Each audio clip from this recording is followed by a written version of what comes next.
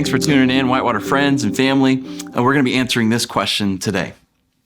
Is COVID-19 God's punishment and condemnation? Now, this is a heavy theological question that I think some people wonder about. Let's read this. Psalms 145:8. The Lord is gracious and compassionate, slow to anger and rich in love. This is a description of God's character, compassionate and slow to anger, rich in love. Now we know that God sent his son Jesus into the world. Check out this verse. And Jesus, the Son, is the radiance of God's glory and the exact representation of his being. The exact representation. Check this out. If you want to know what God is like, look at Jesus.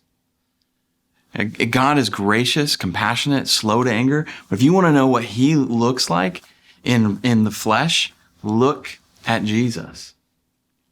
Jesus had compassion on the weakest and most vulnerable in society.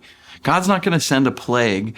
He's not going to send a disease that attacks the 1%, the most vulnerable, the sickest and the weakest in our culture. That's not what Jesus came because he was having compassion. He was sent to love and die for the weak and the most vulnerable. In fact, the whole world. But Jesus had a special place in his heart for the weakest and most vulnerable.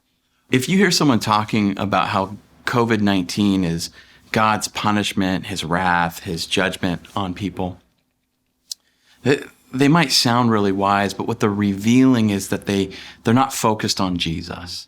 And Jesus actually shows us who God is really like, and he came for the most vulnerable. He has compassion on them. And so I want to give you this step of faith.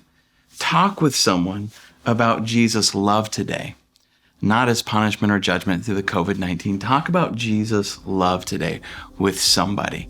Guys, thanks for tuning in. Love you so much.